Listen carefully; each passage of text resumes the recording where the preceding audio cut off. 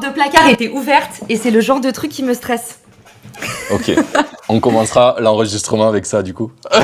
Mais non, je te crois pas. Ils vont se dire tout de suite, qu'au moins ils sauront la vraie vérité. Je suis psychorigide. Je suis psychorigide, mais moi aussi en vrai, je pense que vivre dans un environnement bien, c'est super important pour se sentir bien. Ah mais là, il y avait une manche qui dépassait du placard, j'avais l'impression qu'il y avait quelqu'un, Martin. Ça me tendait. Ok, je pense que c'est un super début d'épisode, Antonin le gardera. En attendant, du coup, on va faire ma petite intro de d'habitude. Donc du coup, aujourd'hui, on est en présence de Caroline Mignot, si je le dis bien. Et premièrement, merci d'avoir accepté mon invitation. Avec plaisir, merci à toi Martin. Depuis le temps que je te voyais passer sur LinkedIn, je suis ravie de te voir en vrai, en image et en mouvement. Ah oui, pas juste statique. Eh bien, merci à toi aussi. Je pense qu'on s'est vu par LinkedIn mutuel, comme ça, où je t'ai vu passer plein de fois. Alors moi, depuis peu, je poste beaucoup moins, comme tu as pu le voir, mais j'y repense. Je fais juste d'autres choses, du coup, en ce moment, je le fais moins. Tu fais des hackathons. C'est ça, par exemple, ou plein d'autres projets. Je fais comme toi, hein, on parlait en off juste avant, mais beaucoup trop de sujets. Du coup, pour reprendre un peu, on va essayer de faire ma première question bien, et après on va dériver, t'inquiète. D'accord. Donc, si tu devais résumer, Caroline, ton parcours en 2-3 phrases, comment tu te présenterais ? Alors, je dirais que j'ai un profil marketing, pas forcément écrit, j'ai fait des sciences humaines en termes de formation et en fait, je suis juste allée avec le courant de mes expériences vers de plus en plus de marketing pour arriver dans le gros marketing, pour arriver dans le partenariat et en fait, ça m'a tellement plu qu'aujourd'hui, j'ai décidé de sortir un outil pour l'automatiser, le rendre plus facile d'accès et plus simple à gérer. Ok, donc c'est avec toutes tes expériences que tu as pensé à créer ton outil. Tout à fait. En fait, je me fais un ego trip. C'est l'outil que j'ai rêvé d'utiliser pendant 10 ans. Ouais, ça va être ma question d'après, c'est du coup, il n'y a aucun outil qui répondait à tes besoins dans ton Non, marketing. en fait, il y a un outil qui m'a beaucoup inspiré qui existe aux US qui s'appelle Dojo Mojo. Et en gros, c'est une place de marché pour les jeux concours. Et à l'époque où je faisais du partenariat, du coup, ça n'existe que aux US sur le marché nord-américain. Et à l'époque où je faisais du partenariat, je me disais, ce truc-là est génial. Donc, en fait, j'utilisais le jeu concours comme levier pour utiliser la plateforme, pour contacter les marques. Et en fait, je leur disais, en fait, un jeu concours, c'est bien, mais nous, on a aussi pensé à ça, à faire du gift with purchase, de la cross-promo, de l'échange de bases de données, whatever. Et en fait, je me disais, mais cette plateforme-là, si les mecs avaient un petit peu, si tu veux, ils avaient une UX UI qui était mortelle, mais tu sentais que ça avait pas été conçu par des gens qui avaient vraiment poncé le marketing et des gens vraiment qui venaient du milieu. Et je les ai contactés 1000 fois. En fait, pour leur proposer d'intégrer l'équipe parce que ce produit, il m'a pété la tête. Quand j'ai découvert ça, je me suis dit, les mecs sont assis sur un tas d'or et pourquoi ils font que 10% de ce qu'ils pourraient faire? Et quand je suis rentrée en France, je me suis dit, il n'y a pas Dojo Mojo, il va falloir que je le sorte cet outil. Ok, trop bien.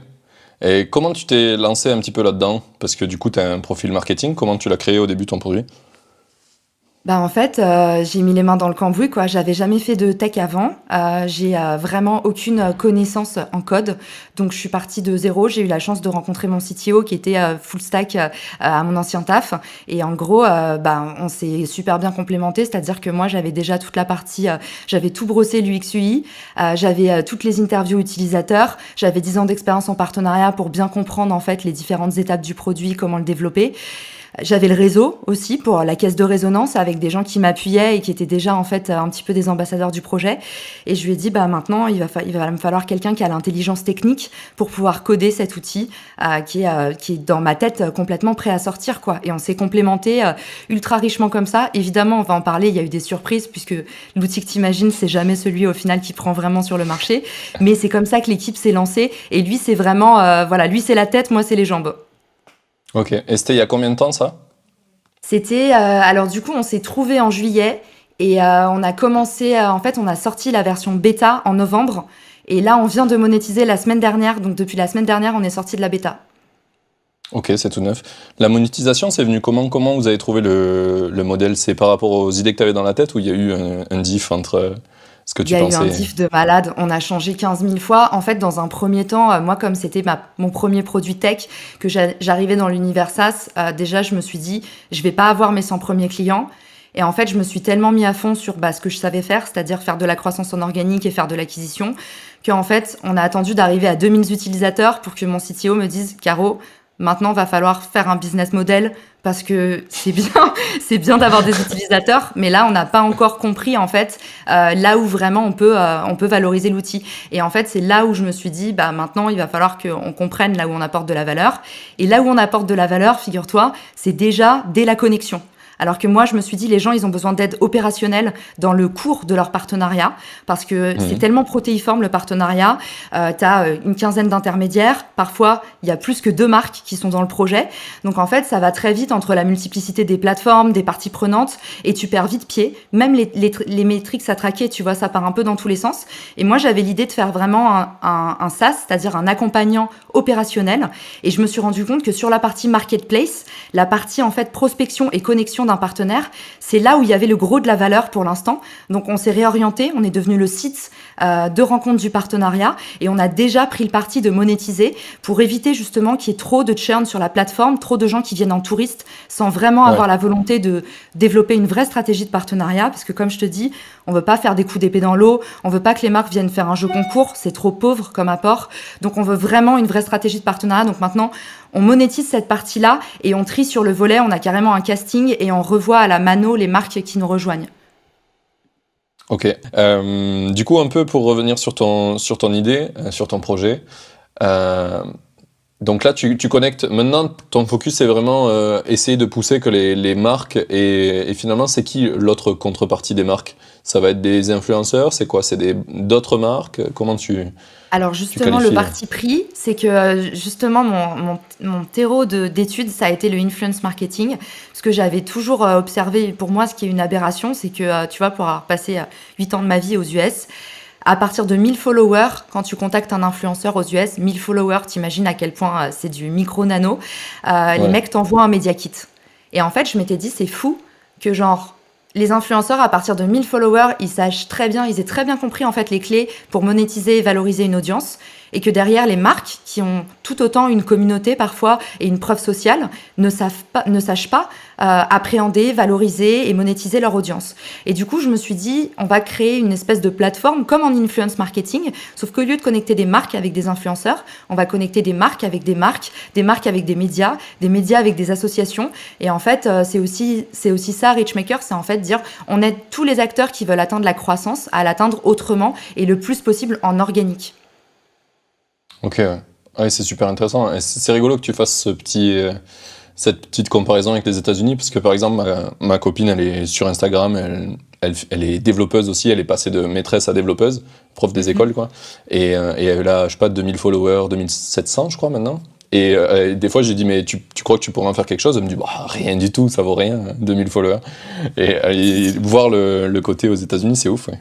Si, mais surtout qu'en plus, la micro et la nano-influence, ça évolue très très vite depuis ces 5 dernières années, parce qu'ils se sont rendus compte que en fait, l'engagement et la trust, la confiance derrière ces petits comptes permet de convertir beaucoup mieux que sur des énormes comptes où en fait, les partenariats, au final, c'est des gros influenceurs qui en font, tu vois, un par semaine. Il y a plus de confiance, même si tu as du reach, tu convertis pas forcément derrière. Ces petits comptes, s'ils font des partenariats à l'année, ça devient des vrais ambassadeurs de marque. Et là, en fait, il y a une vraie valeur pour les marques. Donc, il y a eu un peu, même en influence marketing, ils ont un petit peu retourné leur veste en se disant, en fait, des petites audiences, si elles sont ultra engagées, ça vaut beaucoup plus parfois que des grosses machines.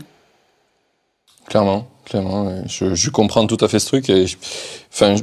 J'ai vu justement passer un truc sur Twitter il y a pas longtemps. Il y a des gens qui disaient qu'ils arrêtaient de suivre des gros comptes parce qu'au bout d'un moment, même que ça soit pour l'influence ou pour ton message, en général, plus tu deviens gros et plus tu dilues ton message parce qu'il faut plaire à tout le monde et puis tu as un vrai besoin de reach tout le monde.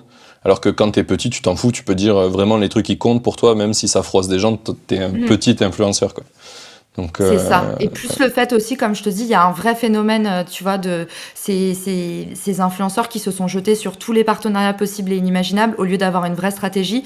Et nous, c'est exactement, tu vois, l'effet miroir, il est puissant parce que c'est exactement ce qu'on combat en fait dans les partenariats entre marques.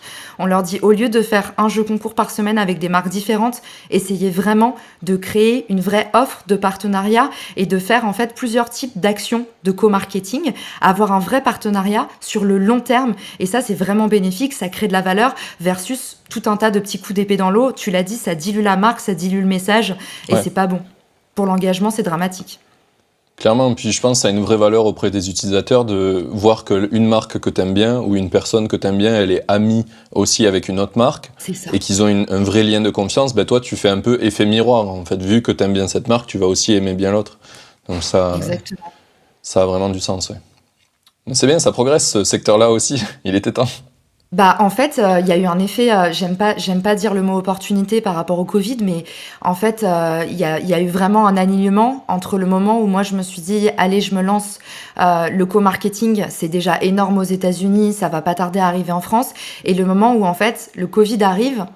Donc moi, je me retrouve au chômage partiel dans ma boîte, avec un peu de temps pour réfléchir à mon projet. En fait, à ce moment-là, je me rends compte qu'il y a énormément d'offres et de demandes qui se croisent en partenariat, puisque, bah, tu vois, un truc aussi bête, mais toutes les marques ont un amenuisement de budget. À ce moment-là, les budgets sont gelés. Beaucoup de marques sont au chômage partiel, donc c'est pas le moment de faire des frais marketing. T'en as aussi beaucoup qui doivent licencier, malheureusement, donc un amenuisement des ressources. Et en fait, c'est là où le partenariat, c'est vraiment le Graal, c'est que ça te permet justement de sauver à la fois des ressources et du budget. Donc, le Covid a complètement contribué à l'essor du co-marketing. Là, les collabs sont en train littéralement d'exploser, pas seulement par envie, mais par besoin bien souvent. Trop stylé. Enfin, pas stylé pour le Covid, mais que c'est poussé les gens à faire ça. C'est bien, ça a eu un gros impact sur plein de types de business et plein de façons de bosser, le Covid, sur le remote, sur le co-marketing, sur mieux utiliser son argent parce qu'on en a plus autant. C'est clair. Et aussi même, je dirais, Martin, sur l'open innovation, tu vois, il y a des nouvelles solidarités qui sont nées entre marques. Ça avait déjà commencé entre grands groupes et startups, mais je pense que, tu vois, là, on parlait de petites marques qui étaient sous-staffées, pas de budget et tout, mais je pense qu'il y a eu aussi des vrais élans de solidarité, dans ce sens-là, de grands groupes, en fait, qui commencent à se dire, bah, déjà, ils avaient la nécessité depuis des années de pouvoir se transformer plus facilement sans bouger en interne, donc l'open innovation, ça marchait déjà. Mais là, il y a eu des vrais mouvements le mot est fort, mais il est juste de solidarité entre marques. Et tous les incubateurs l'ont observé. D'accord. Effectivement, ça a eu Covid, ça a remis un peu l'église au milieu du village pour beaucoup de marques. Clairement. Mais ça a eu un impact énorme sur plein de sujets. Du coup, pour revenir un peu à ton projet, donc là, tu as lancé un type de business model. C'est quoi un petit peu? Parle-nous-en. Comment tu monétises un petit peu ce projet où il y a déjà 2000 utilisateurs? Alors, on a deux plans. Donc déjà, comme je t'ai dit, là, on a atteint la masse critique, comme on dit. C'est un terme un peu jargonesque de marketplace, mais c'est-à-dire qu'on a suffisamment d'utilisateurs, en fait, pour faire vivre la plateforme. Donc, ce qu'on s'est dit maintenant, c'est qu'on n'avait plus du tout un objectif quanti. Et tu vois, c'est là où je pense que je me suis un peu... c'était ma première erreur de first time founder. Tu sais, tout le monde dit les first time founders, ils font tout le temps ça. Bah moi, j'étais trop sur ma mauvaise métrique. En fait, j'étais sur le quanti. J'avais peur de pas avoir de clients, de pas avoir d'utilisateurs. Ouais. Et en fait, là maintenant, tout ce qu'on traque, c'est du quali. C'est-à-dire qu'on traque maintenant les partenariats. On veut qu'il y en ait plus, mais on veut surtout, comme je te dis, les densifier. Donc, inciter les marques, en fait, à multiplier leurs points de touche. Donc, pas faire un jeu concours, pas faire une opération cross-promo, mais vraiment, en fait, déployer une vraie stratégie.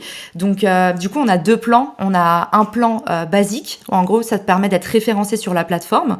Donc, être découvert sur un espèce de tableau qu'on a pensé un peu comme un site de rencontre. En fait, tu peux sélectionner ton partenaire via un dashboard avec toi en fonction de tes informations.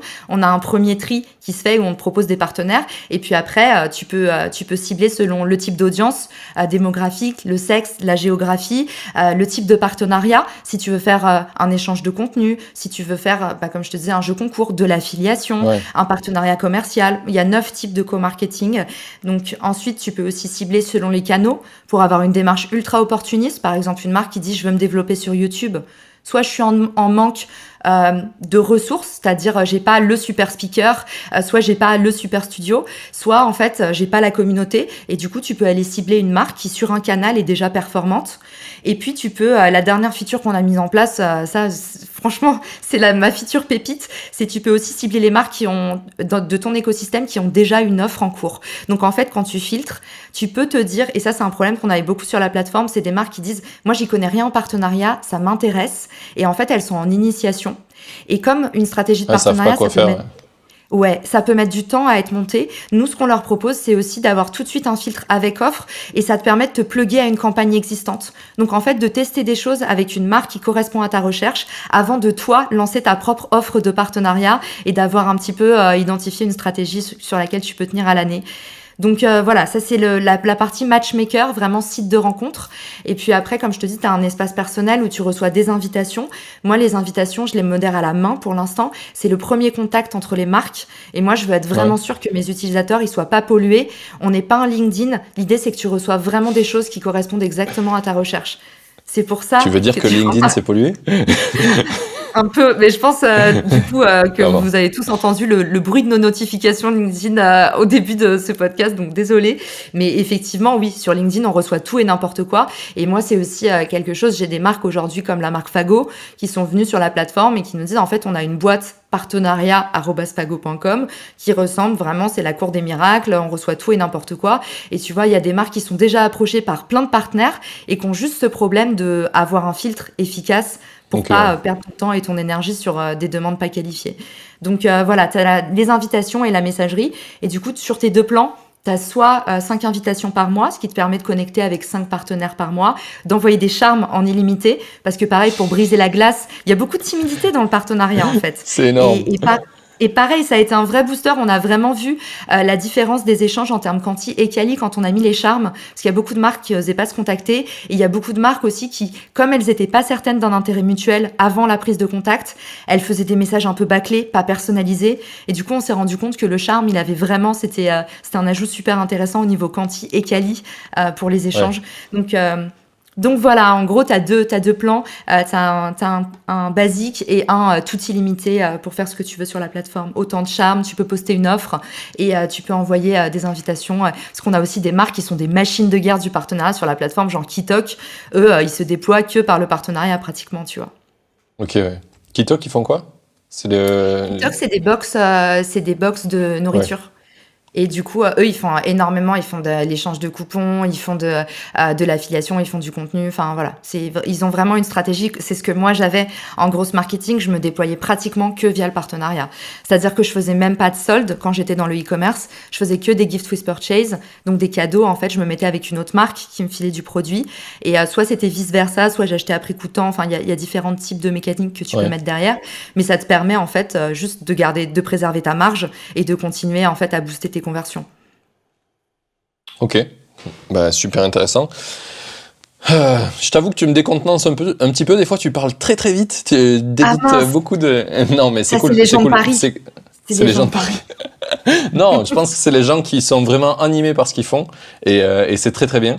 Je sais qu'une fois dans un des épisodes au tout début, quand j'étais tout baby podcaster, ça m'est arrivé et ça m'a mis grave en stress. Maintenant, je le prends beaucoup plus avec du recul, tu vois, je suis capable d'en parler, de le dire aux gens et normalement, ça devrait être plutôt cool quand même. Trop du coup, bien, je vais faire une petite tisane pour la partie 2.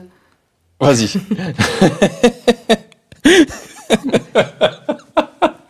Camomille, s'il vous plaît. Camomille, verveine. Pour Caroline. Non, ça va. Et du coup, on a parlé un petit peu de comment est venu ton projet. Donc là, tu es à plein temps dessus, puisque du coup, tu étais sur ta boîte aux États-Unis, tu étais en chômage partiel. Là, tu es à plein temps sur ça maintenant. C'est ma boîte en France qui a été mise au chômage partiel. Effectivement, j'étais dans le transport routier. Ouais, en gros, j'ai bossé un an en CDI en France. J'ai eu un petit problème de parcours. Je me suis retrouvée aux États-Unis. Je me suis retrouvée en France à l'insu de mon plein gré, comme on dit, après 8 ans aux US. Ça m'a pas fait plaisir, mais...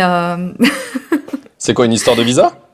Ouais, en gros, je lançais la marque Emma et Chloé aux US. J'ai fait ça pendant 2 ans, ça marchait super bien. Et en fait, un de nos partenaires, justement, Saint-James, la marque de marinière, je sais pas si tu connais. Non, je t'avoue que je suis pas trop dans la mode. Avec un logo Mont-Saint-Michel. Okay. Et du coup, c'est une très belle marque héritage qui fait beaucoup de produits made in France, des très belles collabs avec le slip français notamment, voilà, plein de choses. Et en gros, ils m'ont proposé un job de malade. Et du coup, j'ai quitté mon taf et en fait, les investisseurs ont changé d'avis pendant mes démarches de visa, ce qui fait que je me suis retrouvée sur le carreau du jour au lendemain en France, alors que j'avais jamais travaillé en France. Si, il y a 2 ans. Donc voilà, ça a été un peu rude. Et puis surtout, je me suis retrouvée sur le carreau au mois de juillet. Donc tout d'un coup, j'explique à mes amis là-bas que je rentre pas. Tu vois, j'avais toute ma vie, 8 ans, j'ai jamais eu un CDI en France, tu vois, un truc comme ça, Ouais. même de sécu, tu vois, des trucs tout bêtes. Et du coup, j'explique à mes amis là-bas que je vais pas rentrer. J'explique à mes amis ici que je vais rester. Tout le monde est en vacances. Du coup, je postule pour des tafs en France et c'est juillet-août. Donc on me dit, t'inquiète pas, c'est normal qu'on te réponde pas.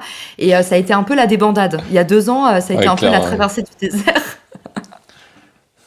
je Mais comprends. bon, honnêtement, tu vois, après, il y a eu le Covid, il y a eu plein de trucs. Ça, c'est juste la vie, hein. C'est pas dramatique, mais c'est vrai que j'ai fait un bon crash il y a 2 ans. Ok. Je sais plus pourquoi on en est arrivé là, mais oui, c'était par rapport à est-ce que tu es à plein temps sur tes projets? Donc la réponse c'est oui, c'est ça. Ouais, je suis à C'est- plein temps sur Richmaker et puis comme tu le sais là, je suis à fond sur Clubhouse en ce moment et du coup on a lancé quand je suis arrivée sur Clubhouse, je suis arrivée un peu après pendant en fait la vague de français sur l'app au mois de février et il se trouve que très vite en fait les premiers sur l'app même avec une semaine d'ancienneté, tu commences à former les nouveaux qui ont plein de questions. Et en fait, je me suis rendu compte qu'il y avait un énorme pain point, il n'y a pas de contenu francophone sur Clubhouse, c'est juste une succession de petits articles qui racontent plus ou moins les mêmes choses. Et du coup, je me suis dit, on va créer la première base de connaissances francophones sur Clubhouse. Et après, j'ai rencontré Fabien, qui est devenu depuis mon associé il y a un mois sur la plateforme. Et en fait, on s'est dit, il y a plein de trucs à faire avec Clubhouse. Et là, on est en train de développer une suite d'outils pour permettre aux gens de mieux utiliser Clubhouse. Et du coup, voilà, je suis à temps 3/4 sur Richmaker et puis un quart sur Clubhouse quand même parce que je pense qu'il y a des grandes choses à venir.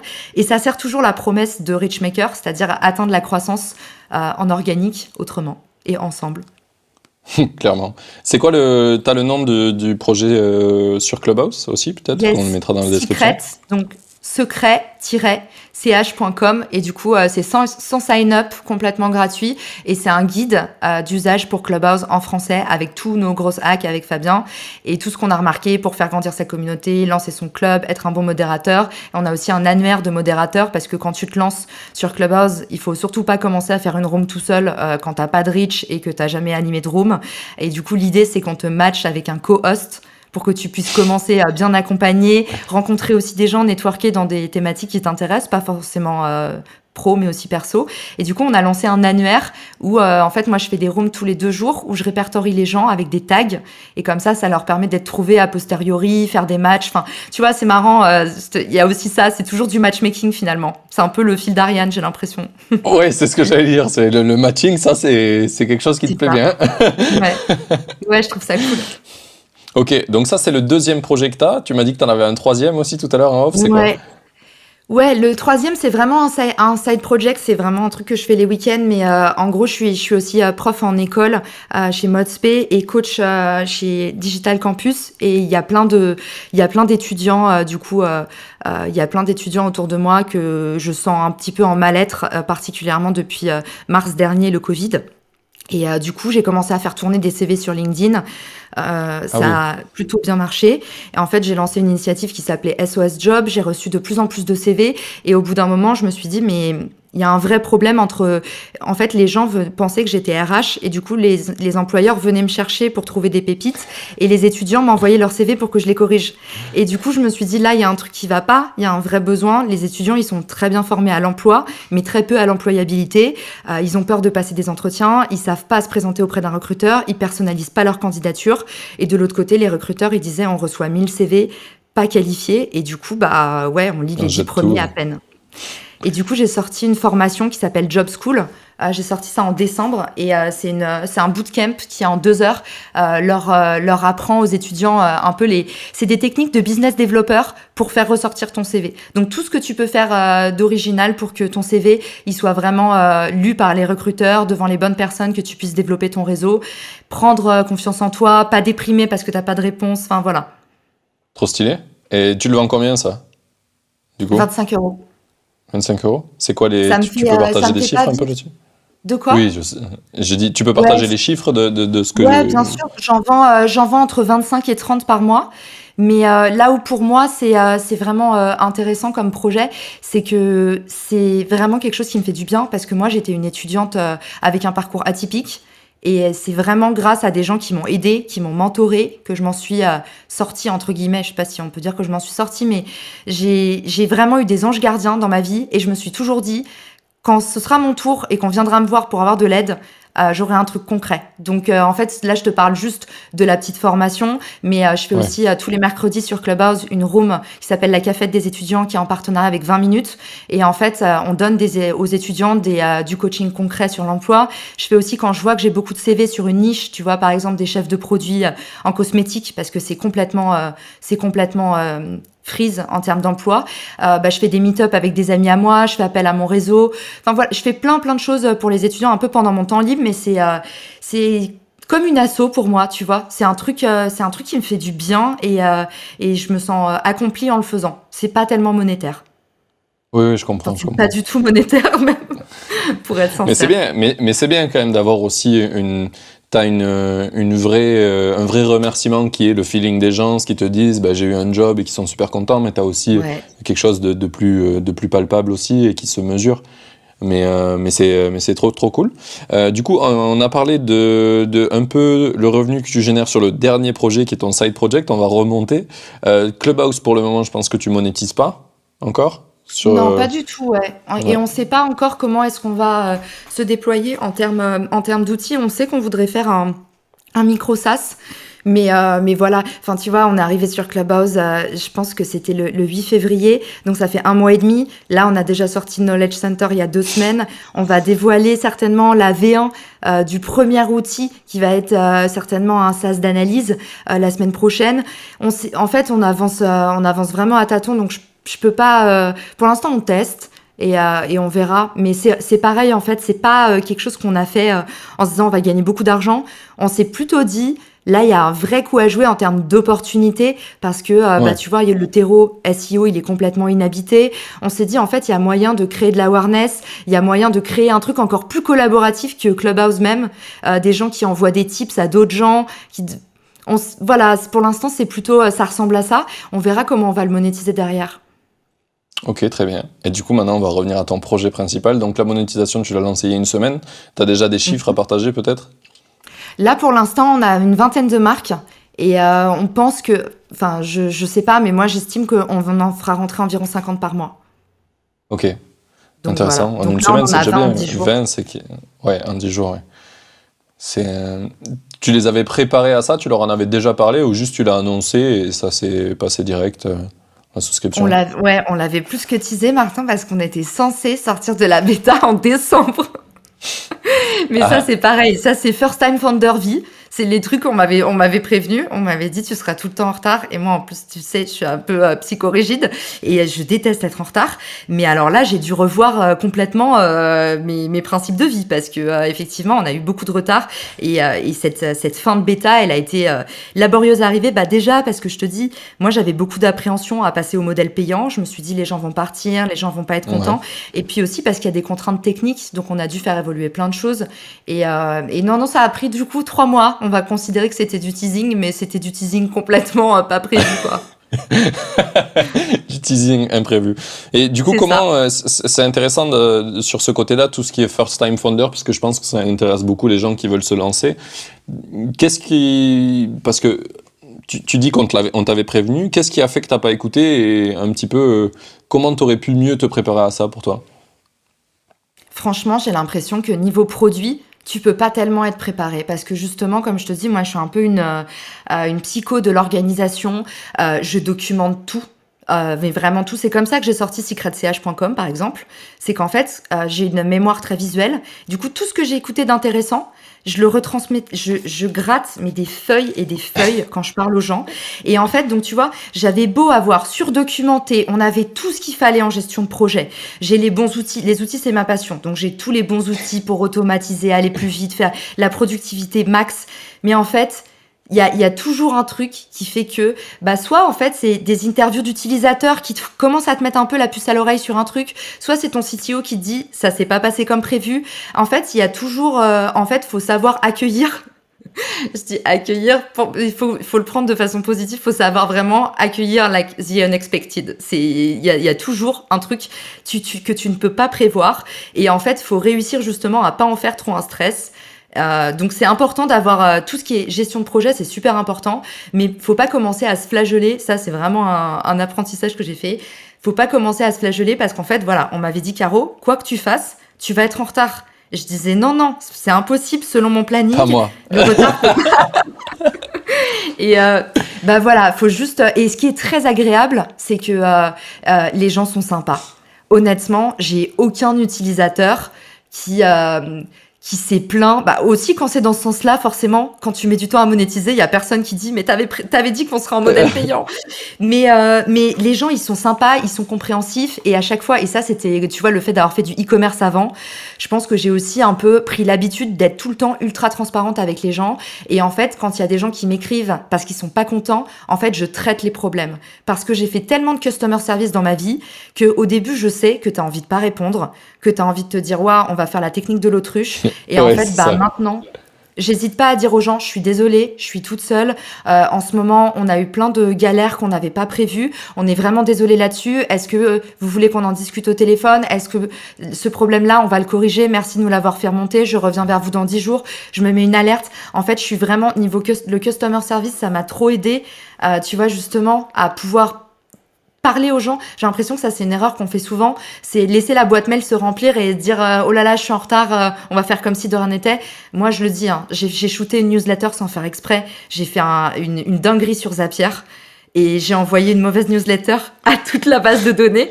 Et ben, je leur ai envoyé un message et je leur ai dit, je suis désolée, j'ai fait une bêtise, comme Ouais. quoi, on a beau être gros hacker, on fait toujours des bêtises en automatisation, personne n'est à l'abri et j'espère que ça vous a pas trop fait rigoler. Et les gens, en fait, j'ai reçu plein de messages où ils m'ont dit, ah, c'est pas grave, t'inquiète. Voilà, en fait, quand tu dis les choses, ça c'est cool, même si t'es en retard, même si tu fais des bêtises. En tout cas, moi, je suis super surprise à quel point les gens sont bienveillants, quoi. Je comprends, ouais. C'est rigolo, ça, le point que tu dis vient de m'arriver il y a pas très longtemps. Alors, j'ai pas envoyé une mauvaise newsletter, je l'ai envoyé avec une adresse email qui n'a pas marché et personne l'a reçue. Genre, personne. D'accord. Ah, mais Du coup, ça va dans ce sens-là. ouais, mais personne l'a reçu. Du coup, la semaine d'après, j'ai dit, bah, tu vois, j'ai annoncé que j'avais fait de la merde, quoi, et que Ouais. personne l'avait reçu. Donc, j'ai donné un lien pour qu'ils puissent la revoir. Et pareil, il y a des gens qui m'ont dit, ah, bah, moi aussi, je l'avais pas reçu, effectivement. Mais ouais, je pense que la transparence, c'est le truc de ce siècle, je pense. C'est clairement, ou des 10 prochaines années, il va y avoir de plus en plus de gens qui vont être très très transparents parce que on est juste des êtres humains en fait, et c'est super important de l'être. Il vaut mieux dire ouais, j'ai fait de la merde, je suis désolé, on va faire mieux que faire l'autruche et genre tu réponds pas quoi. À fond. Et même mes utilisateurs, tu vois, moi j'ai beaucoup de marques à impact sur la plateforme. Et là, quand on a fait la campagne de Noël, on avait réuni une quarantaine de marques éthiques et on s'est dit on va faire un échange de visibilité géant. Et d'ailleurs, nous-mêmes, on a matché, parce que Richmaker est inscrit sur Richmaker, on se déploie qu'en organique. Et du coup, Inception. on a matché avec un incubateur de marques éthiques. Et on s'est dit, on va organiser un grand échange de visibilité pour offrir en fait du trafic sur tous les sites sans avoir besoin de faire de pub. Et il y a plein de marques du coup éthiques, des marques engagées qui sont venues nous voir et qui nous ont dit, bah en fait, moi je pourrais pas livrer mes produits à temps. Et du coup, je pense que ça va être un four mon opération de Noël.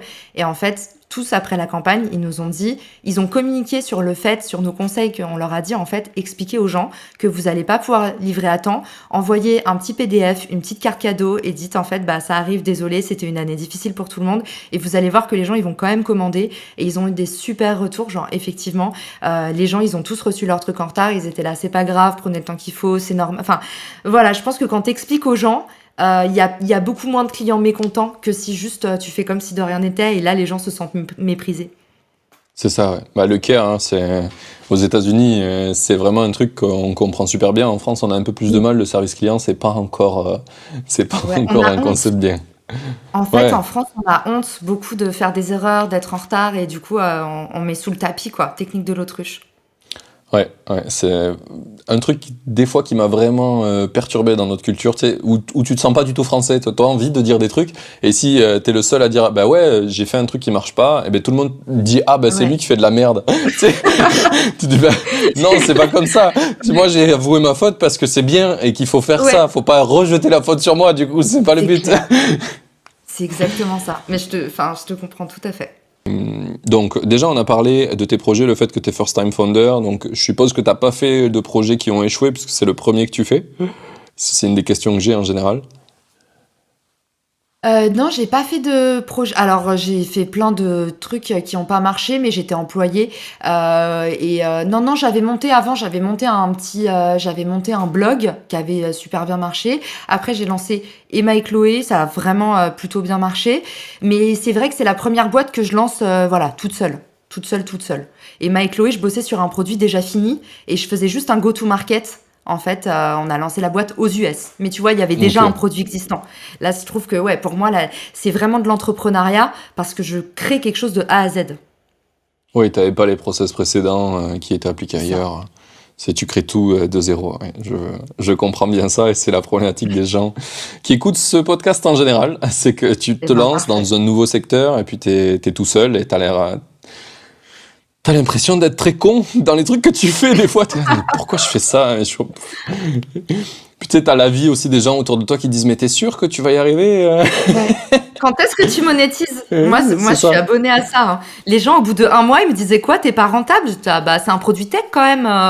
Faut me laisser le temps, quoi. Non, non, c'est Ouais, vrai ça que, va. ouais. Ça met une Ok. sacrée pression. J'entends souvent entrepreneurs, surtout, tu sais, on est tout le temps retargeté à cause je pense, de deux, trois, des groupes que j'ai dû, je suis tout le temps retargeté par des trucs de atteindre la liberté financière grâce à l'entrepreneuriat, la liberté.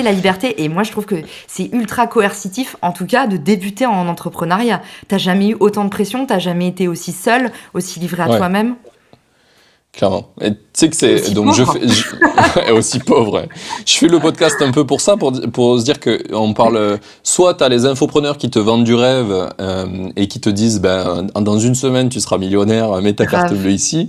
Grâce Ou au soit de l'autre dropshipping. côté, ouais c'est ça, grâce au dropshipping ou en vendant des formations comme quoi t'expliques aux gens que tu vas leur expliquer à gagner de l'argent en faisant des formations, c'est Inception Mm. de la Ouais. formation. Ou sinon de l'autre côté t'as les startups qui te disent bah c'est facile pour devenir milliardaire, tu fais un projet, tu lèves des fonds et puis voilà. Mm. Et du coup, j'étais là, mais non, c'est ni ça que je veux faire, ni ça. Et donc, je Ouais. trouvais un peu qu'il y a, il y a quand même des choses à prendre des deux, des bonnes choses à prendre. Et donc, c'est un peu l'idée de ce podcast, c'est les gens qui font des projets en solo, mais qui ont des grosses ambitions quand même. Et du coup, j'essaye de rencontrer des gens comme toi, et c'est pour ça qu'on a matché, parce que je pense que tu veux faire des choses ambitieuses avec ton projet. Et du coup, ça m'amène à ma Mm. question suivante, très bon pour rebondir. Quels sont les objectifs avec tes projets? Du coup, avec Alors, Richmaker, tu veux l'amener où? mon vrai grand projet Richmaker, c'est clair que lui, il a des ambitions clairement internationales. Je pense qu'il y a un énorme marché à prendre North America. De toute façon, j'ai une revanche à prendre sur les États-Unis, je te l'ai dit. Mon visage, je vais le récupérer avec les dents s'il le faut. Mais pour le coup, Richmaker, en fait, là, j'ai développé les 2 premières parties de mon produit. Je suis déjà, comme je te dis, la surprise, ça a été que moi, je pensais pas pouvoir le monétiser en tant que marketplace. Je pensais que j'allais devoir attendre d'être un SaaS. Et en fait, je vais m'expliquer parce que c'est peut-être pas très clair. En fait, je veux accélérer le partenariat sur ces 4 points de touche. Le premier, c'est la prospection. C'est quand tu vas chercher un partenaire. Donc ça, bah, il y a beaucoup de marques qui le rencontrent comme ça, mais tu en as beaucoup aussi qui vont les chercher sur Instagram, sur LinkedIn. Et en fait, elles vont cartographier à la main, essayer de regarder un partenaire qui est à peu près équivalent à elle, tout ça. Donc tu vois, cette étape, elle est pénible. Elle prend beaucoup de temps. En général, pardon, c'est fait par des stagiaires. Donc, c'est Ouais. toujours un petit peu, il y a très peu de granularité sur cette partie-là. C'est un peu au doigt mouillé. Ensuite, il y a la partie connexion.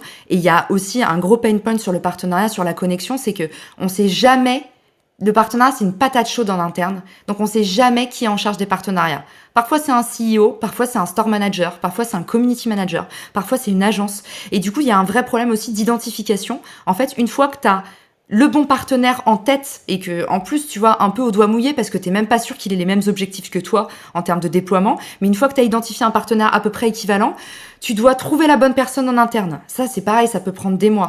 Donc moi, en fait, pour l'instant, ma marketplace, je te jure que c'est vrai, hein. Là, pour Ok. l'instant, ma marketplace, elle résout ces 2 problèmes, prospection et connexion. Les 2 autres parties du produit, ça va être vraiment la partie opérationnelle. Et pour moi, c'est là où mon produit va avoir le plus de valeur. C'est là où je te dis, c'est mon ego trip.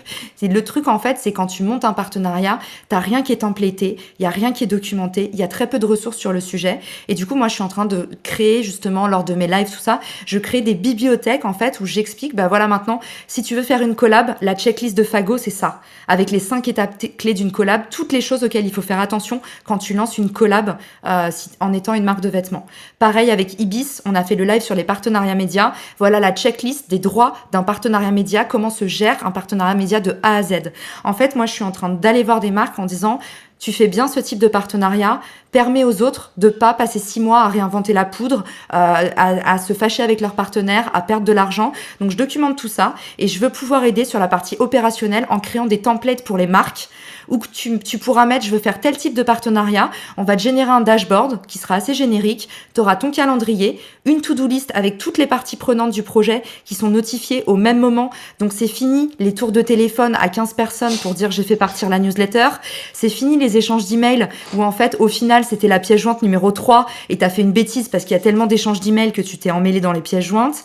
On va pouvoir aussi, tu vois, à chaque fois que tu vas avoir complété une action, t'as ta bibliothèque de documents partagés qui est updatée avec le dernier document, le bon document pour tout le monde. Et à terme, la dernière partie du produit, ça va être les metrics. Moi, je voudrais être capable de pouvoir authentifier un partenariat parce qu'il y a aussi un vrai problème, c'est que parfois tu tombes sur des mythos. Et ça, honnêtement, tous les gens qui ont fait du partenariat, ils te le diront. C'est pas agréable. T'as un partenaire qui dit « j'ai 20 000 personnes sur ma newsletter » et au final, tu vois qu'il y a aucune incidence sur ton trafic. T'as pas reçu la newsletter. Il dit « c'est parti », t'envoies un screenshot un peu dark. Et puis, en fait, on a très peu de visibilité. Je te jure, il y a un vrai problème aussi là-dessus. Donc moi, je veux donner en fait accès à un espèce de CRM des CRM où tu peux plugger ton Shopify, ton Salesforce, ton Mailchimp. Et en fait, on te garantit que oui, la newsletter est bien partie et je pense que ça va permettre vraiment de fluidifier tout. Il y a beaucoup de partenariats qui se passent mal, il y a beaucoup de partenariats qui avortent, beaucoup de partenariats qui échouent parce que les gens se font pas confiance à cause de ce type de problématique. Il y en a aussi, tu vois, moi je bossais avec des gros cabinets de conseil, ils m'envoyaient des screenshots de leur base de données pour me prouver qu'ils avaient 20 000 emails. Et en fait, c'est du bricolage, tu peux pas bosser comme ça, pas à des niveaux, pas dans des grosses boîtes, mais c'est ce qu'ils font tous parce qu'il y a pas d'outils. Voilà. Allez, hop, on envoie des screenshots, des exports Excel. C'est vraiment du bricolage, les partenariats, et je trouve ça dommage parce que autant l'offre en termes de SaaS, elle est pléthorique, c'est ultra saturé, autant le partenariat, je sais pas pourquoi, personne n'y va, quoi. Je pense que c'est trop jeune et il n'y a pas assez de ressources.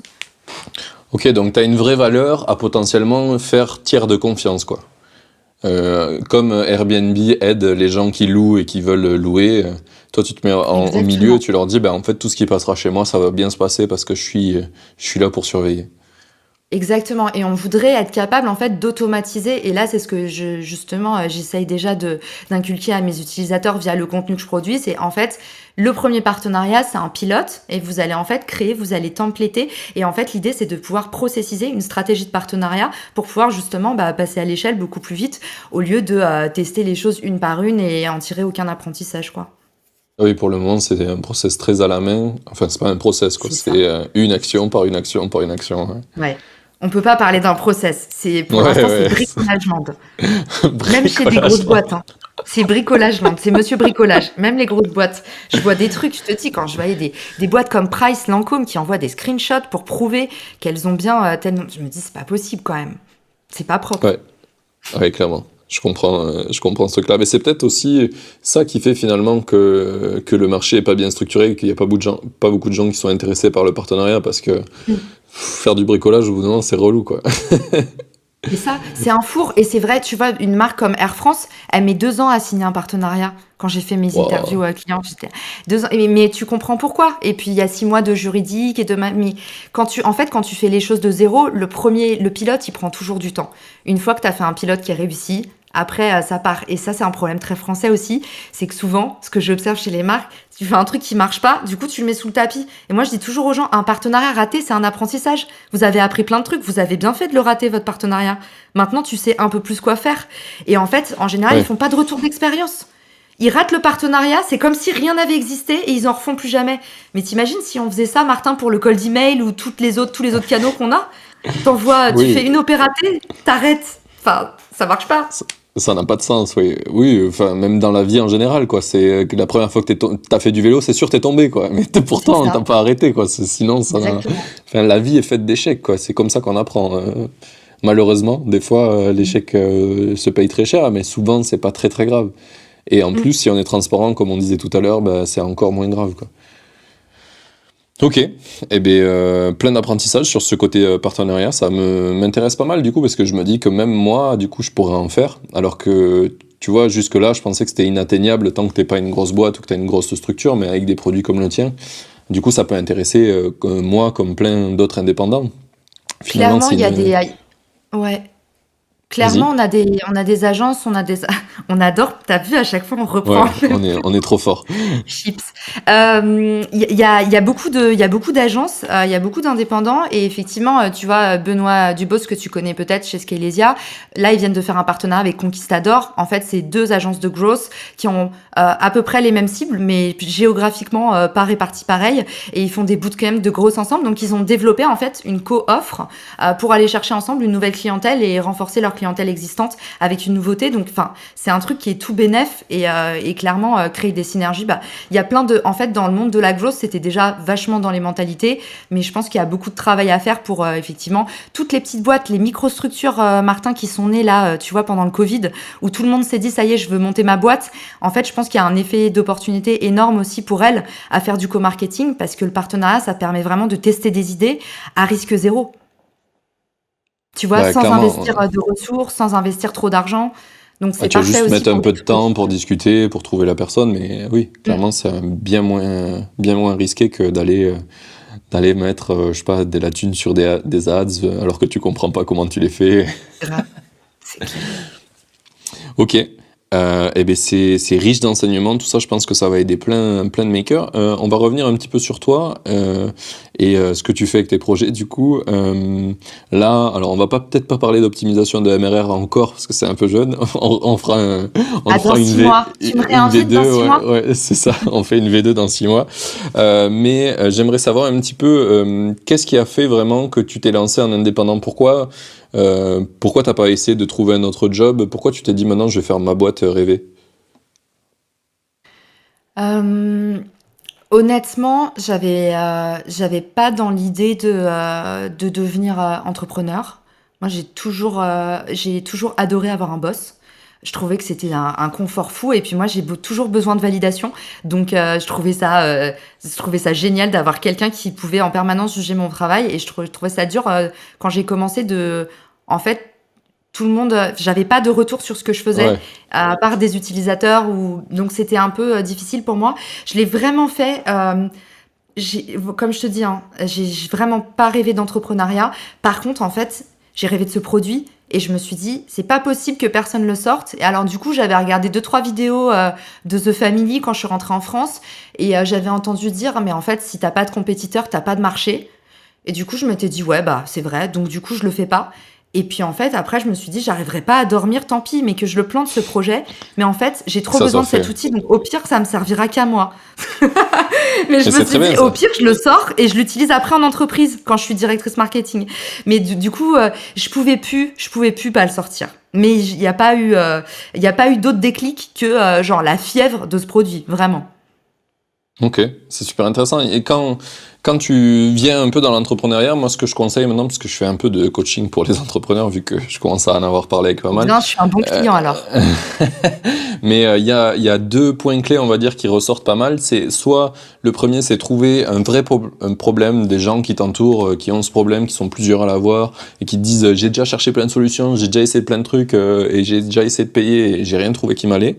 Donc là, tu as un vrai point pour aller construire un projet que tu comprends pas du tout puisqu'il est loin de ce que toi tu fais. Ou sinon, tu as le deuxième point, c'est avec la phrase un peu eat your own dog food, avec mon accent anglais à couper au couteau, mais l'idée c'est fais quelque chose dont toi tu as déjà besoin sans penser aux autres, et essaye de le faire marcher pour toi-même, et zen, peut-être qu'il y aura d'autres gens qui sont intéressés pour l'utiliser, et c'est une super expérience de commencer à faire ça, parce que, déjà, même s'il y a personne qui est touché par ton projet, tu t'en fous, toi tu vas l'utiliser, donc tu vas le continuer à le faire grandir, donc du coup tu vas apprendre à être un entrepreneur aussi, parce que c'est un des grands problèmes, tu vois ce que tu disais avec tout ce qui est first time entrepreneur, il y a plein de conneries que tu fais, et donc si tu as fait un projet qui marche pour une personne au moins qui est toi, déjà tu vas apprendre énormément de choses que tu feras pas comme connerie la prochaine fois que tu voudras faire un projet. Donc c'est un super point pour commencer. Et puis des fois, par un bon hasard, t'étais pas le seul en fait à faire ça, et du coup ça marche bien. Il y a un truc que je voudrais te poser comme question qui vient de me popper à l'esprit, c'est que t'as dit que t'avais fait pas mal d'interviews utilisateurs. Comment ça t'est venu cette idée de faire des interviews utilisateurs? T'as lu des trucs de méthodologie, c'était venu naturellement, Alors, j'avais fait une formation en UI design juste parce que c'est un sujet qui me passionne. Et du coup, alors déjà, moi, j'ai une formation plutôt sciences humaines, donc j'ai toujours eu, j'adore, j'ai besoin de comprendre en fait ce que pensent les gens, le ressenti des gens. Donc j'ai toujours été à fond dans le contact. J'ai toujours adoré, mais même, tu vois, typiquement quand j'étais marketeuse, pour moi, aller sur le terrain, ça a jamais été un problème. En général, les marketeurs, ils aiment pas trop ça.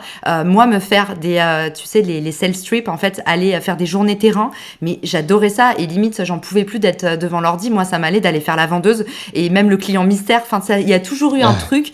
Moi, j'ai vraiment besoin de contact.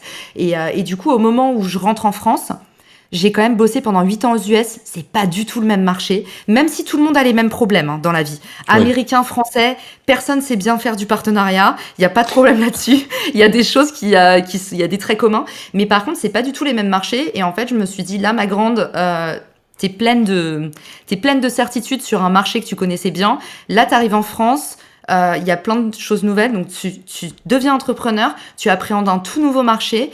Et il va falloir en fait que tu te heurtes à la réalité de ton marché et pas se fier à son intuition, qui est vraiment le plus gros problème du marketeur en général. Et du coup, en fait, c'est comme ça que j'ai commencé LinkedIn. J'ai commencé à arroser à balle directeur marketing, exécutive, CEO. En fait, dès qu'il y avait le mot partenariat, je passais un phone call, et ça, j'adore ça.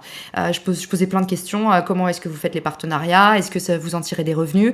Et puis, tu vois, typiquement, un truc tout bête, mais j'ai commencé à faire des sondages sur LinkedIn pour aussi documenter cette partie-là. Je veux sortir un livre qui traite du co-marketing, parce que pour le coup, c'est pas un effet d'opportunité. Moi, j'y crois vraiment à ce truc-là. Et en fait, du coup, je me suis dit, dans un premier temps, je vais récolter énormément de data pour pouvoir, le même réflexe que ce que je t'ai dit sur Clubhouse. Je me suis dit, en fait, c'est pas documenté, et moi, j'aime bien gratter, et j'aime bien comprendre, et j'aime bien qu'il y ait des ressources, et quand il y en a pas, j'en produis. Et du coup, j'ai fait pareil pour Richmaker. J'ai commencé à écrire énormément, et c'est comme ça que j'ai monté un produit qui tient la route, je pense. Parce que si j'avais fait un truc à ma sauce, tu sais, c'est ce que je t'ai dit, moi, j'aurais sorti le dashboard. C'est ce dont j'avais besoin. J'avais pas compris que la partie prospection et connexion, elle avait autant de valeur. Ok, oui. En même temps, quand on voit comment tu bosses, que t'es une mini machine de guerre, c'est sûr que, genre, aller chercher les gens, on voit que c'est pas une difficulté pour toi. Or, c'est une difficulté pour plein de gens. Donc, il y a une vraie valeur à aller au contact des utilisateurs, et c'est un truc qui est souvent pas bien fait quand t'es indépendant, parce que t'as une super idée, et du coup t'as pas envie que ton idée elle devienne toute moche parce que les gens ils te disent que c'est pourri et qu'en fait c'est pas ce qu'ils attendent exactement. Ouais. Et on a un gros problème d'ego en France, et je sais qu'il y a plein d'entrepreneurs avec qui je discute. On est dans une communauté Discord, et il y en a plein, ils disent je suis en train de faire un truc de ouf et tout. Je dis mais t'as parlé à des gens? Non, mais je vais d'abord le faire et après j'irai parler à des gens. Et tu te dis, ouais, mais ça c'est. Est-ce que c'est un problème pour toi et que tu es en train de régler? Il dit non. Tu dis, mais ça sert à rien ce que tu fais alors. C'est ni un truc que tu règles pour. Qui a dit ça? Donne non, mais il y en a plein. Je vais pas les nommer, mais il y en a plein. Il y en a plein. Mais regarde l'exemple que je t'ai donné tout à l'heure en off avec Nouvelle Académie. C'est trop cool ce qu'ils font, mais ça manquait de contact avec les gens et de savoir un peu ce qui se passait. Et une fois qu'on les a un peu boostés, effectivement, ils ont vu qu'il y allait avoir du reach si on faisait d'abord un truc gratuit et qu'on créait de la confiance avec les gens parce que t'es en train de faire une formation, etc. Et là, il y a eu plus de reach. Mais auparavant, c'était galère. Mais parce que faut aller au contact des gens, quoi. Et il faut se prendre des murs et voir que t'es en train d'imaginer dans ta tête des trucs de ouf. Mais que c'est que dans ta tête, quoi. Et je suis d'accord avec toi qu'il y a une vraie timidité là-dessus, et je vais même aller plus loin dans ce sens-là. C'est que les gens, ça leur fait mal quand on leur dit... Enfin, ça fait mal à tout le monde quand on dit qu'on n'a pas besoin de ton produit. Par contre, c'est clairement la ressource la plus précieuse. Alors que moi, les utilisateurs qui m'ont dit « j'ai pas besoin de ça parce que », c'est eux qui m'ont appris à façonner mon offre. Parce que ceux qui disent « ok, c'est cool comme ça roule », très bien, mais tu vas pas casser des briques en fait. Si ton idée, elle roule déjà, c'est que... quelque part, c'est un peu easy. Donc quelqu'un d'autre peut le faire. Par contre, le moment où je pense que tu deviens vraiment très bon dans ce que tu fais, c'est que tu as vraiment compris comment faire l'offre irrésistible, c'est-à-dire que tout le monde a besoin de ton produit.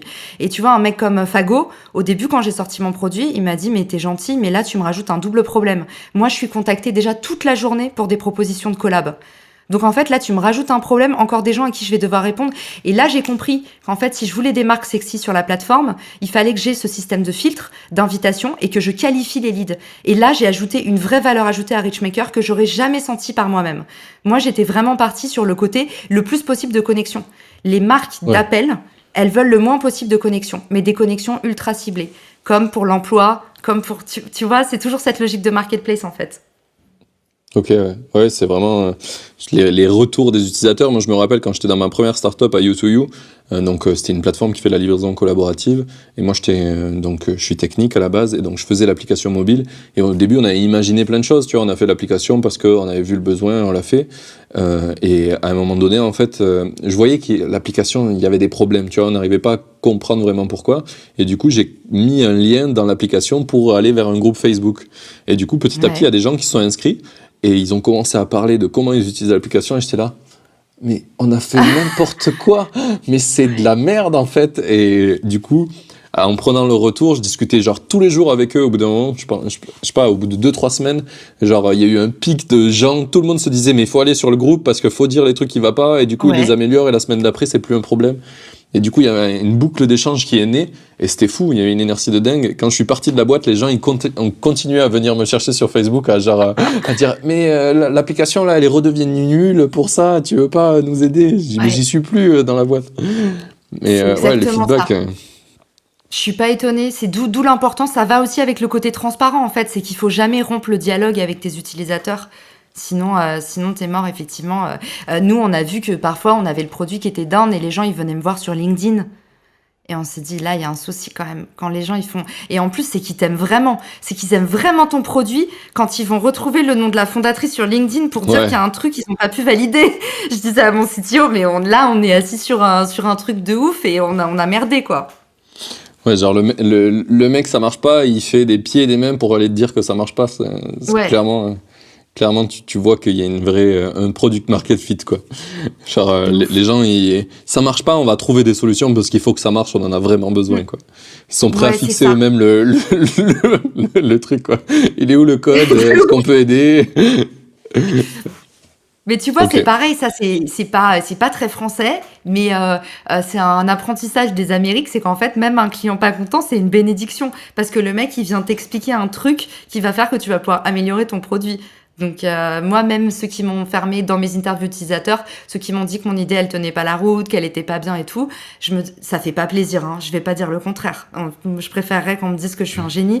Mais tous ceux qui m'ont dit que j'étais pas un génie, que j'avais pas inventé la poudre et que c'était inutile, vraiment, ils m'ont plus aidé que ceux qui sont allés dans mon sens et qui, au final, en plus, n'ont pas forcément besoin de ton produit derrière. Elles veulent juste... Ouais, c'est juste... je sais pas si tu connais le livre qui s'appelle The Mom Test, qui est vraiment très intéressant. Si tu l'as pas lu, il est court, tu peux le lire. C'est un livre qui parle de ça, justement, qui dit comment aller prendre des feedbacks et comment discuter avec les gens pour pas se retrouver dans le biais de t'es en train d'exposer à ta mère le super idée que t'as eu et elle te dit « Ouah, c'est génial, tu vas devenir riche, bravo, ma fille ou mon fils. » quoi.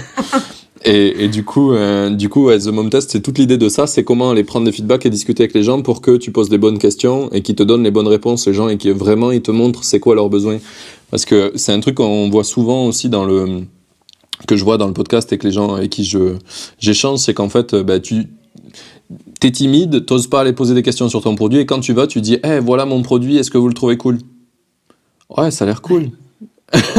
Genre, c'est de la complaisance maximum. Et du coup, t'es là, tu dis, c'est bon, j'ai validé mon idée, j'ai plus besoin de le faire. Et c'est super dur, hein. Le mec que je coach en ce moment, Jean-Philippe, et au début, il faisait que se rassurer, tu sais, il posait que les questions pour lui, alors que, mais après il a compris, tu vois, il a mis du temps, mais c'est trop important, surtout quand tu te lances et que t'es first time entrepreneur, de te rassurer, parce que ça fait super peur d'être entrepreneur, et du coup tu cherches tous les moyens de te rassurer, et du coup dès que tu vas aller parler à quelqu'un, c'est pour qu'il te dise c'est trop bien, tu vois, mais pas pour prendre des bonnes insights pour avancer. Et du coup je sais pas, on a dû mettre deux sessions, donc en 2 semaines, le temps de reshape un peu le truc, et après il s'est mis à faire des bons interviews, il s'est mis à comprendre c'était quoi les utilisateurs qui allaient aller dans le sens du produit, qui allaient vraiment payer. Au début, c'était tout l'inverse de ce qui se pensait. Tous les gens qui avaient dit c'est trop bien ce que tu fais, ils pensaient que c'était les gens qui allaient acheter, alors qu'en fait ils n'avaient pas besoin. J'y ai fait demander après aux utilisateurs, je dis rappelle-les, demande-leur s'ils ont déjà essayé un produit concurrent. Rappelle-les, demande-leur s'ils ont déjà payé pour un produit qui y ressemble. Et c'était là, non, j'ai même pas cherché sur internet. Je dis mais ça c'est jamais de la vie, c'est tes clients ça. C'est ceux qui t'ont dit c'est de la merde. Ouais, c'est ceux qui ont dit c'est de la merde, c'est pas du tout ce que je veux, je suis pas prêt à payer en plus pour ce que tu fais. Il les a rappelés, il leur a reposé des questions, en fait ils lui ont dit si tu le fais bien, je paye. Et il était là, mais c'est contre-intuitif de ouf. Mais ouais, clairement, je pense que c'est un très très bon livre, donc je le conseille à tous les gens qui viennent me parler. Ok, eh ben regarde, ça fait pile 1h01, plus les heures d'avant qu'on compte pas. Du coup, on va pouvoir passer un petit peu à mes questions finales. Donc du coup, la question difficile que je t'ai posée en début, que tu m'as dit, aïe, ça va être dur, j'espère que j'aurai le temps d'y penser, c'est qu'est-ce que tu aurais aimé qu'on te dise avant que tu te lances?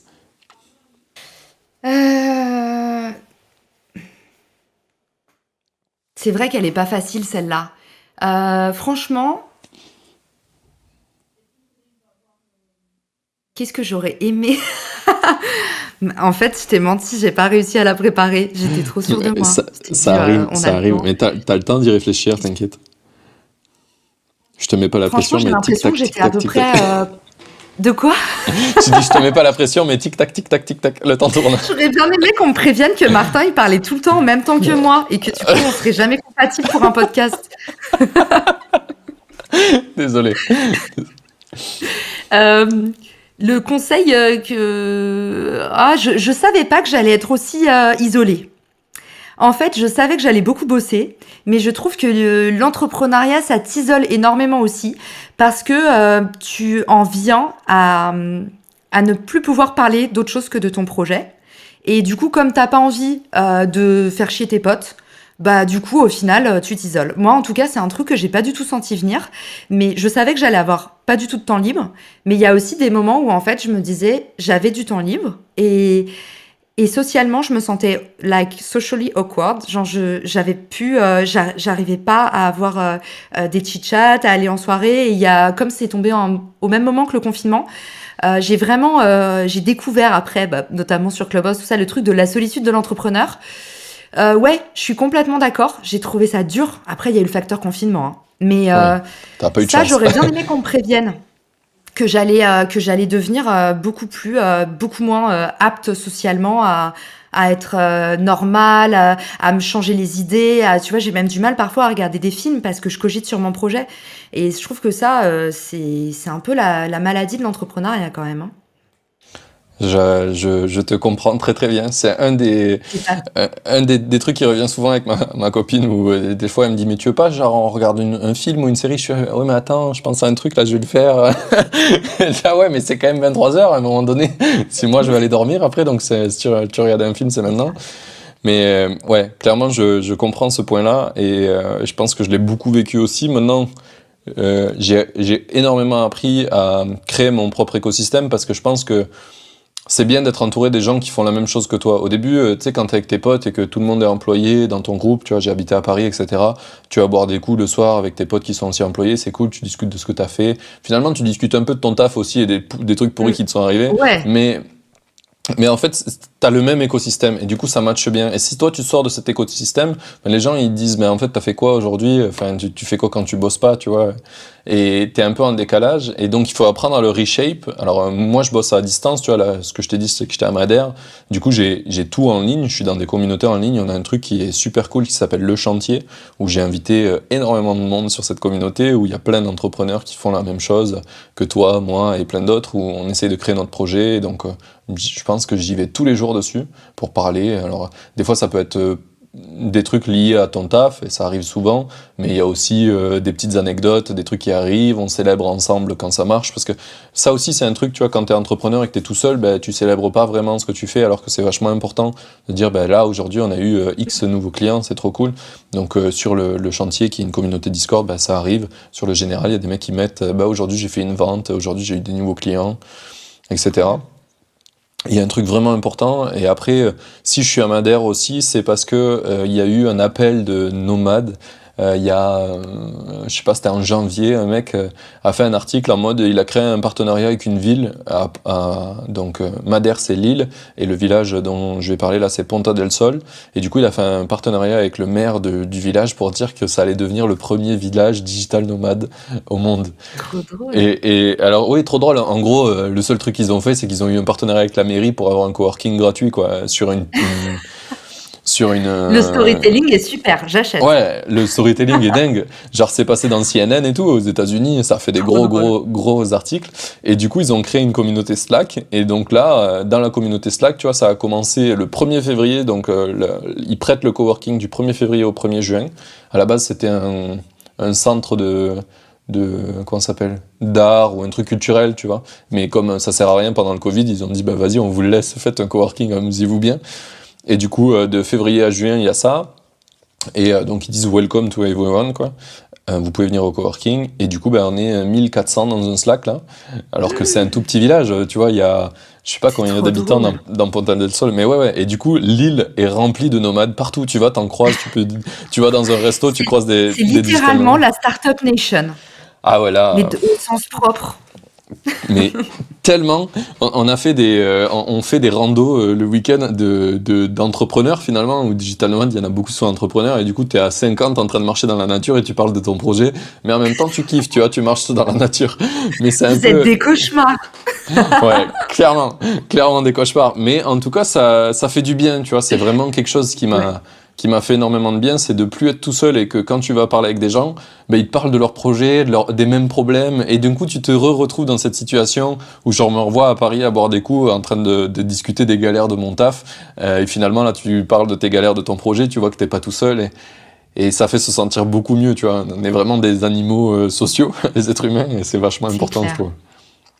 Mais t'as pas peur justement que ça t'enferme un chouïa? Moi, tu vois, il y a un mec qui m'a dit il y a pas longtemps, oui, mais maintenant que t'es entrepreneur, tu vas voir qu'en fait, bah, tu vas t'entourer que d'entrepreneurs et en fait, t'es pas pareil que les autres. Et lui, il me disait en fait qu'en tant qu'entrepreneur, il estimait que on était à part et qu'il fallait. Et en fait, ce truc-là m'a fait phaser de ouf. Et je me suis dit, mais enfin, tu vois, justement, j'ai un peu peur de cet isolement aussi on se réunit entre entrepreneurs et on est vraiment entre nous parce que je pense aussi on peut, enfin, ça peut rendre con, tu vois ce que je veux dire? Oui, ça Après, on va c'est parler sûr, mais franglais, ouais, et ça, après on va parler franglais, mais les après on têtes a à claques, notre gourou, c'est Oussama Ammar. Enfin, c'est ça. il y en a plein. Regarde, t'as des sectes pour ceux qui font du CrossFit, t'as des sectes pour les C'est ça. véganes, t'as des sectes. Enfin, on est très sectaire finalement, sans vraiment le Mm. vouloir. Après, ça dépend à quel point tu deviens extrémiste ou pas.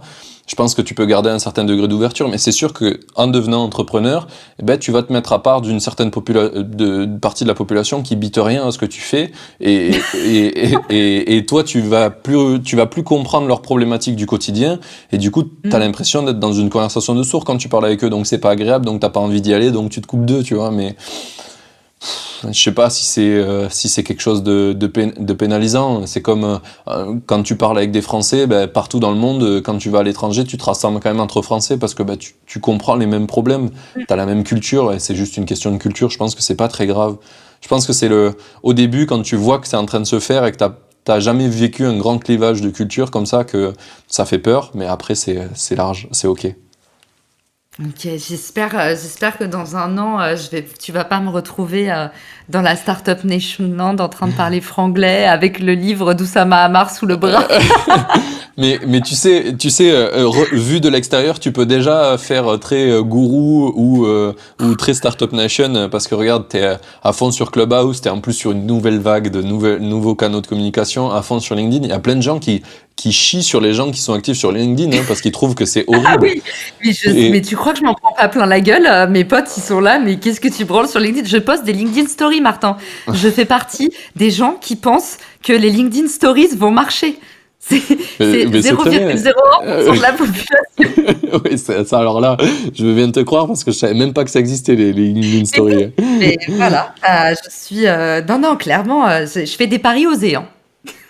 Mais je pense que ça a une vraie valeur et ça a un vrai impact. En tout cas, vu que il y a un vrai truc, tu vois, quand j'ai parlé à Guillaume Moubèche qui était venu dans le podcast, un vrai truc qui On était adore. revenu, ouais, vraiment, je le kiffe aussi, et un truc qui est revenu, c'est l'intensité que tu mets dans ce que tu fais. Et ça a une vraie différence entre, bah, tu fais des trucs un peu à l'arrache et tu les fais vraiment avec intensité. Et quand on voit ce que tu fais sur LinkedIn ou sur Clubhouse, et j'ai pas vu les stories, mais tu le fais avec une grande intensité, donc ça apporte de la valeur, et donc du coup ça marche. Si tu fais des trucs à moitié, eh ben ça marche pas, tu vois. Donc Ah bah ça, Guillaume Aubeche, il y est pas allé à moitié avec LinkedIn, hein. Et ah oui, LinkedIn oui. lui a bien rendu.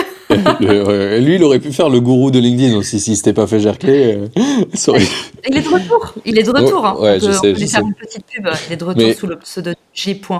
j'ai point. Ouais, mais il a été de retour plusieurs fois. Il s'est fait rekick. Alors, je sais pas où Mais il en cette est. fois, c'est la bonne. Cette fois, Là, c'est la il bonne. y a eu Il a. réconciliation. Ah ouais, il aura envoyé une petite boîte de chocolat On ou sait pas comment. On sait pas un truc. comment. C'est la secret sauce, mais en tout cas, là, ça commence à faire un petit moment. Ça s'est Mais stabilisé. ouais, mais ça m'a fait très rire d'ailleurs qu'à un moment donné, des gens carrément se mobilisent pour qu'ils reviennent sur la plateforme, quoi. Genre Ouais. Free Guillaume Moubèche, c'était très très drôle, mais j'ai beaucoup apprécié. Ça prouve que même quand tu fais des trucs qui correspondent pas à une plateforme, bah tu vois, la leçon que moi j'ai appris de ça, c'est que LinkedIn, ils écoutent pas leurs utilisateurs. Ce qu'a fait Guillaume Moubèche avec le système de pod et tout, LinkedIn, au lieu de tout bloquer comme des débiles, parce que je vais le dire, c'est Ouais. débile, ils auraient dû Clair. trouver qu'est-ce qu'il faut là-dedans faire pour qu'on puisse avoir un peu ce système, parce que ben il y a des gens enfin tous les gens qui postent comme toi ou comme moi je faisais avant, on apporte énormément de valeur pour la plateforme parce que ben, les gens lisent, il y a plus de gens actifs. Et si tu leur mets des bâtons dans les roues à ces gens-là, ben en fait, t'es en train de détruire ta plateforme. Donc il faut comprendre c'est quoi leur usage, comprendre un petit peu qu'est-ce que tu peux en faire, et du coup améliorer ta plateforme et pas juste tout bloquer. Et ça, j'avais trouvé ça très très mal joué de leur part, LinkedIn. Autant dire bah ouais, t'as pas respecté les règles et le kicker, c'est bien pour une certaine période, mais après peut-être ils auraient pu dire ok, bah, qu'est-ce qu'on peut faire avec ce genre d'utilisateur pour que ça ait du sens, pour que la plateforme ait toujours de la valeur. Tu vois, les pods, c'est une solution pauvre de ce que tu pourrais faire, où on pourrait vraiment avoir des listes de gens qui ont les mêmes intérêts, s'ajouter entre listes, un peu comme s'il y a sur Twitter. Exactement. Et du Leur coup, groupe, Martin. ouais, mais Les groupes LinkedIn, c'est une aberration. Enfin, les gars, vous avez rien appris des pods, genre faites de l'engagement via des groupes. Enfin, moi, c'est LinkedIn, il la m'agace. feature la plus mal foutue dans LinkedIn, c'est les groupes, quoi. Avec les Ah. stories. Les stories, c'est pas mal non plus, hein. Tout en statique, t'as le choix de 3 stickers. Ouais, Mais dans LinkedIn, pas possible c'est de une mettre un aberration. lien. Ouais. J'ai un rapport de fascination-répulsion avec ce réseau et je comprends pas, pour moi, les richesses du réseau et la pauvreté de leur exécution, mais à tous les niveaux, hein, que ce soit ouais, les stories, que ce soit leur algo qui pénalise à fond les liens sortants alors qu'ils pourraient faire des trucs vraiment plus intelligents que ça. Et tu vois, ne serait-ce que le fait d'avoir viré les articles. Enfin, tu vois, je comprends pas. Ils bloquent les vidéos parce qu'ils veulent pas devenir une plateforme de divertissement. Enfin, ils bloquent. Ils baissent le reach des vidéos de plus en plus. Les articles vont disparaître. Tu te dis, en fait, vous voulez être quoi, les gars? Enfin, là, c'est plus clair du tout, quoi. Qu'est-ce qui se passe avec cette plateforme? Après, je pense qu'on a peut-être une bouée de sauvetage qui est que ça a été racheté par Microsoft, et je trouve que Microsoft, alors sur le niveau social, c'est vraiment des quiches, mais ouais, non, je pense que ça va pas marcher. J'allais te dire, j'avais un espoir parce que ouais, désolé, j'avais un J'adore que tu espoir parce que réfléchis à voix haute comme moi. ouais. Moi aussi, parfois, je dis un truc et je suis là, au milieu de ma phrase, je fais non, mais oublie, en fait, c'est nul. Ouais, oublie, c'est nul. L'espoir que j'avais, c'est que techniquement, Microsoft, ils ont fait des bons choix dernièrement. En tant que développeur, tu en as des bons outils qui sont faits par Microsoft.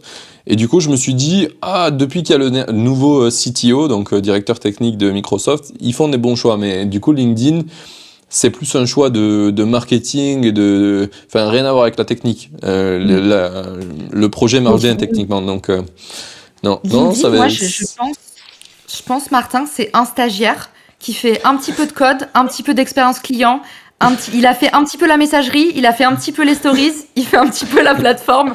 C'est un stagiaire surbooké.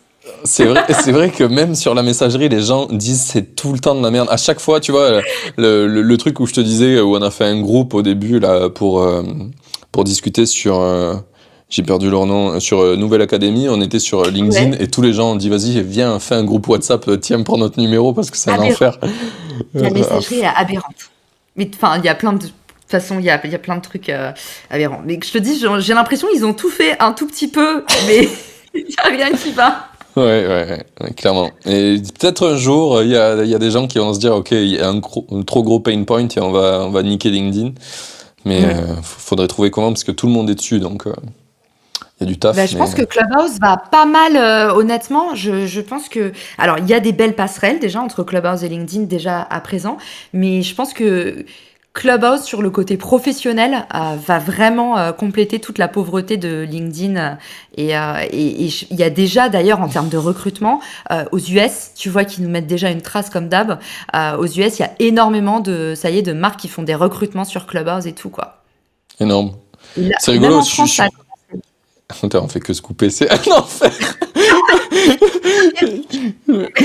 J'allais dire que je suis pas sûr que les mecs de Clubhouse ils avaient dédié leur outil aux entrepreneurs à la base, mais ça prend vraiment sur ça. Il me tarde de voir comment ils réagissent à ça et s'ils mettent vraiment plus en avant les outils. Parce que tu vois, par exemple, dans ta description, on met des liens, mais je crois qu'ils sont toujours pas cliquables. Non, et c'est pas dans le... Justement, eux, ils font la guerre aux liens sortants aussi, donc et d'ailleurs, c'est une aberration, il n'y a pas LinkedIn. Donc, il y a tout un tas de rumeurs fantasques à ce sujet. Ils ont mis, par contre, Twitter et Instagram. C'est étonnant, hein. Ah oui, t'as quand C'est même... les seuls liens sortants que tu peux savoir. Ouais, merde. Il va falloir hacker ça, faire un truc qui fait genre c'est un Twitter, mais tu sais, ça redirige vers ce que tu veux. Vers ton OnlyFans. Tout à fait. Ah oui, carrément. Je m'attendais pas à ça du tout.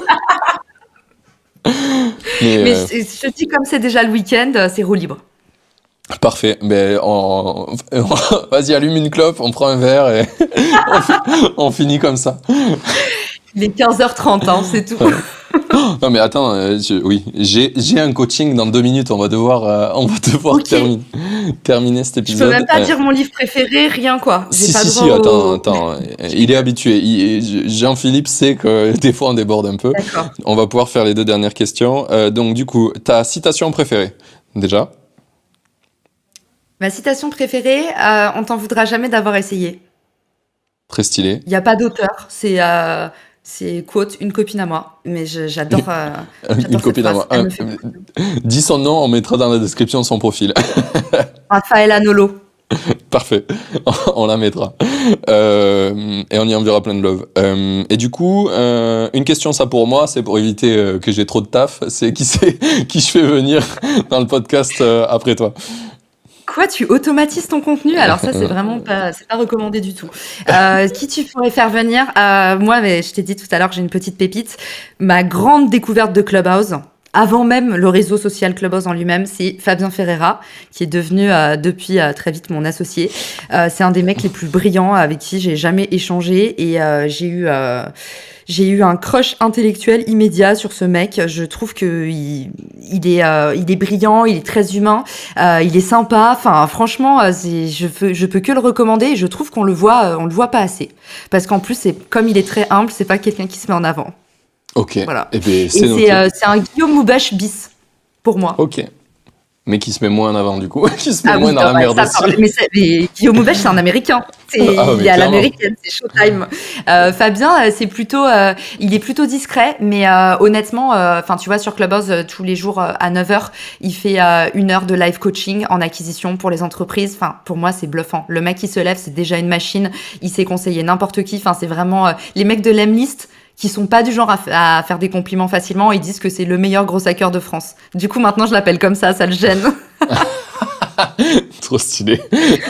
J'ai acheté la médaille pour Noël, c'est sûr. Je vais lui mettre dans la description du podcast, contacter le meilleur... Le meilleur gros hacker de France, voilà. Ouais. Ok, très bien. Et du coup, alors, j'ai pas la question du livre préféré, mais comme tu l'avais préparé, on va essayer. Vas-y, c'est quoi ton livre préféré? Je l'ai pas préparé, c'était une blague.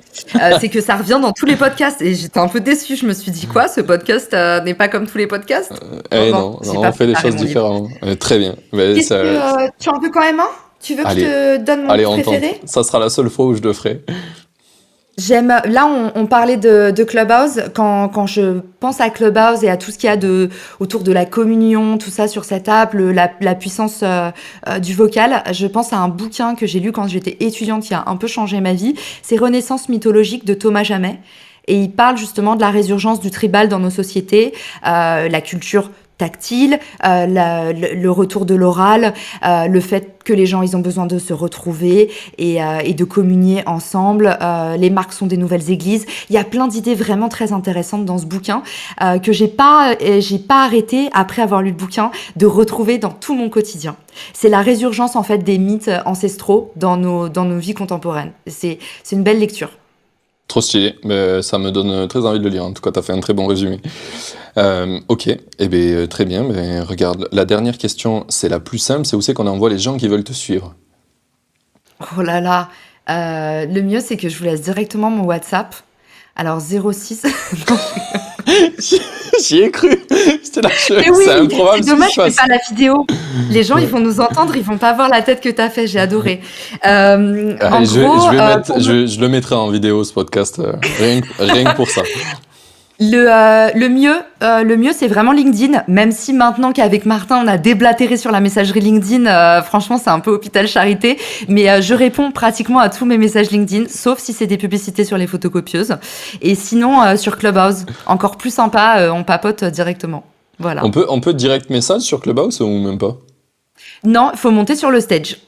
Ok, allez, direct, bam, en public. Mais voilà. Ouais, mais tu vois, enfin honnêtement, c'est pas on fait pas des grosses rooms, c'est pas les rooms à l'américaine où t'as 800 personnes, c'est des petites rooms, c'est la famille quoi. Le sang. Le sang. On finit sur ça. Bon, franchement, j'aurais beaucoup rigolé. Ça m'a fait très plaisir de discuter avec toi. J'espère que nos auditeurs auront bien ri aussi et auront appris plein de choses. Hein. C'est aussi l'important quand même. Mais il y a une vraie dose de kiff, comme notre ami Guillaume Boubèche nous avait dit dans cet épisode. C'est vraiment, je pense, kiffer ce qu'on fait, c'est super important. Et j'ai kiffé cet épisode, donc c'est trop cool. Pareil, trop contente. Et du coup, tu donnes toutes mes excuses à Jean-Phi, qui doit être en train d'attendre à côté du téléphone. J'ai envoyé un petit message WhatsApp, j'ai dit j'arrive. Il m'a envoyé ready, mais il sait que ça déborde des fois. Du coup, voilà, si vous avez kiffé cet épisode aussi, vous envoyez un petit cœur à Caroline sur LinkedIn, comme ça. Ah ouais, ça me ferait trop plaisir. Mais ouais, c'est un truc que j'essaie de conseiller aux gens. Alors, je sais pas s'ils le font vraiment, mais faites-le, c'est cool. Je te dirai, Martin. Très bien. J'en serais très content et faites-le vraiment. Vous aurez son lien de LinkedIn dans la description. Vous pouvez aussi noter le podcast si ça vous a plu et à dans 2 semaines pour le prochain. Salut Martin, à plus.